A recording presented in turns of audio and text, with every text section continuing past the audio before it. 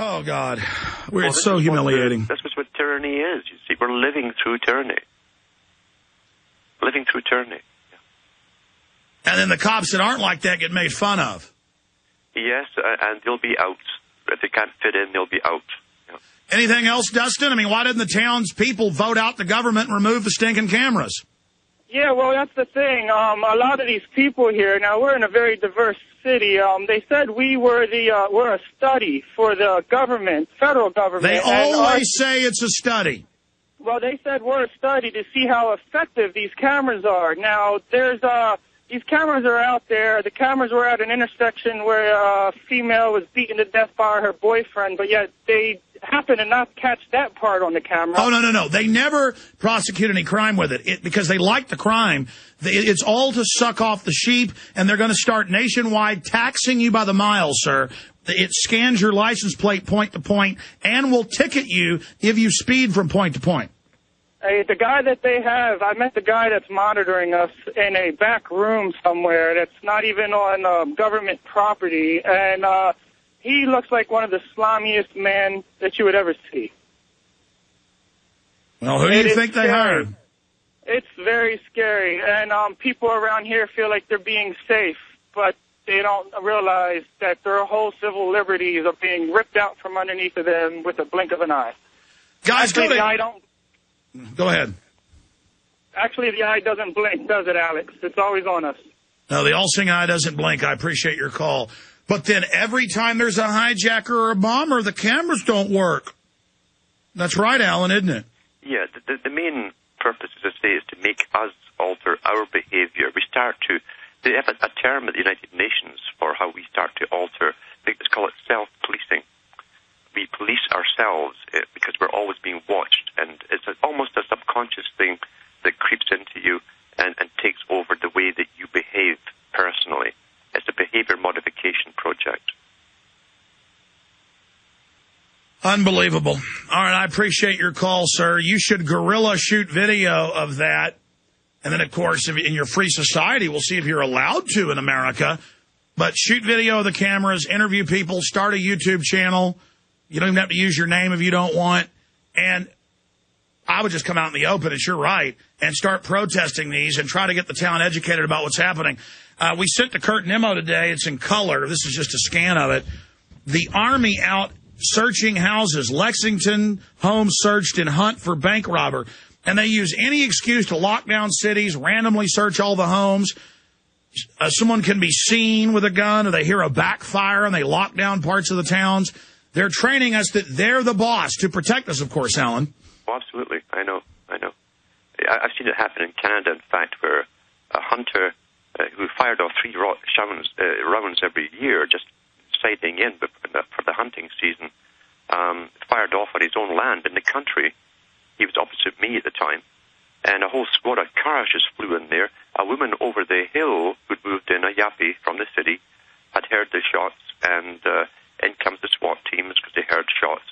And he was firing against a hill, which was his own hill. He owned it for a backstop. There was no danger to anyone, miles from anywhere.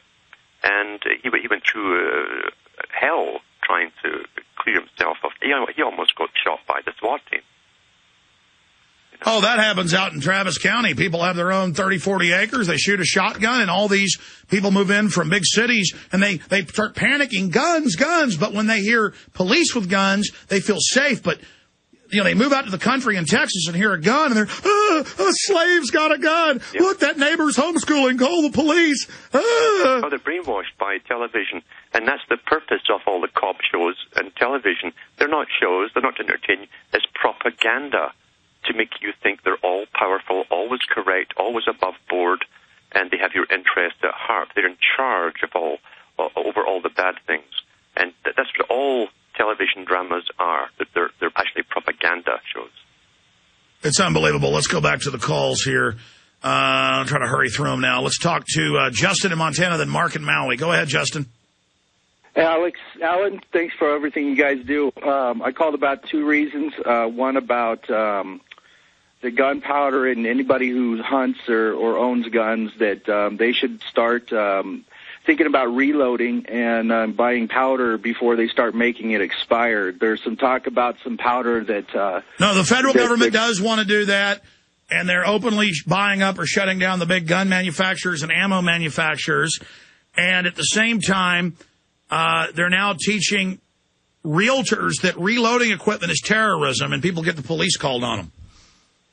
Yeah, absolutely. And the second thing I was following the story a couple days ago about this unmanned drones that the Houston Police Department's going to be using, and that they just tested here, I don't know if it was yesterday or the day before yesterday, unmanned drones for spying on citizens with high-powered cameras on them. I think the headline is unmanned UAV, Houston using unmanned UAV. Oh, yeah. No, 2 years ago, they got an FAA approval. That's nationwide. And they're using CIA spy satellites for the environmentalists now. If you build a tiny shed on your property, I mean, it's just hell's being released. Well, it sure sounds like it, Alex. I just wanted to update you guys about that. Thanks again for everything you guys do. Thank you. And again, they want to bankrupt the economy. The economic numbers have come in. Everything is accelerating in its implosion, and they're just hiring more police, more bureaucrats, more controllers, more harassment, more in your face. I mean, it's incredible, Alan. Yes. And now you have all the eco fees to come on top of every purchase that you buy, basically. And that's what they floated at the United Nations over 12 years ago. They said they'd bring in a general world taxation for ecological reasons, and they're getting what they want. They're adding eco fees to your tires when you buy tires, when you take them back, batteries for cars. Now it's batteries now for your flashlights. You're going to have paid disposal eco fees. So you're going to have all this stuff tacked on top, and then after that, you're going to have energy eco fees for every can of beans that you buy. Do you know how much energy it took to make this? You have to pay for that. And this is all to go through the UN after going through the Rothschild. While shutting down new power plants in the U.S. and moving them to China and India. Yes, and what gets me too is when Maurice Strong, one of the big players at the United Nations in the 1980s, he came in to privatize the electrical system for all of Ontario that was owned supposedly by the public. He did privatize it. He said at the time, we're not going to update the CANDU reactors that are built in Canada. He said we're going to let them fall apart, and only major corporations will have all these super devices to give them energy for the future. For the rest of the public, it's just too bad. We're taking it down, he said. It's high-tech reservations, government and corporate grids, and all of us literally living in total, absolute, complete poverty with new social services laws where if you're poor, they're going to take your kids. And it's all being announced. And also the CANDU reactor, Canada still builds them. We bought a whole bunch. We're building them for China. We're building them for India and elsewhere, but we can't build any for Canada, you see. Unbelievable. Let's take another call here. Thank you, caller. Let's talk to the caller from Maui. Mark in Maui, welcome. In times of change, a patriot is a scarce man, brave, hated, and scorned. But in time, when his cause succeeds, however, the timid join him, for then it costs nothing to be a patriot. FlipYourFlag.com. How you doing, Alex? Hey, buddy. How you doing? I'm good. Did you get my shirts I sent you for Christmas? I got a lot of great gifts. What were the shirts? My upside-down Mayday, Mayday, World Citizen Distress Order, Flip Your Flag for Freedom, Patriot to Distress, Mayday shirt. I believe we did get some shirts like that. We get a lot of stuff, but the guys in there are shaking their heads. But I do think I saw those. Are they? What color are they? It's a white shirt with blue and red print, and I sent you 12 of them, 2 for gifts, and 10 you can carry on your store online if you'd like. Yes, I got it. Thank you. Thank you. What else is on your mind, sir? President Obama was over here in Hawaii, and they stopped chemtrailing. And then he left, and they started chemtrailing again. I can't take it. We live in the wettest spot in the world, and they're drying up. Well, Obama loves you. He's a good man. He's really our president, and everything's fine. I appreciate your call, man. I tell you, he's fired up. I tell you. Let me go ahead and go to the next caller here, calling up my call list. Let's talk to Ken in Mass. Ken, you're on the air with Alan Watt. Go ahead. Hey, Alex. I'm a first-time caller. I started listening to your show about a month ago, and I'm calling about the body scanners. I have a compromised immune system because I worked for years in hospitals and universities in Boston and got large doses of radiation without knowing it, and came down with multiple lymphoma about 10 years ago.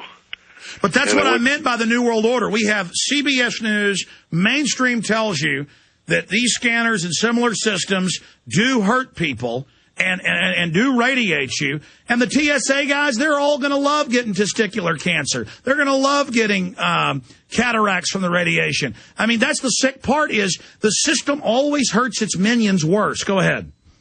Well, what I did is 10 years ago when I got the lymphomas, I went to Dana-Farber, supposed to be one of the best hospitals in the world. And they told me that if I took the chemo every 3 months, they'd try and keep me alive for 5 years. So I said, I don't want to be sick for 5 years and die. I'll skip the chemo. And now this is 10 years. I'm still doing pretty good. Oh, yeah, they would have sucked all the money out of you and killed you. Oh, yeah, they would have drained me. Yep. And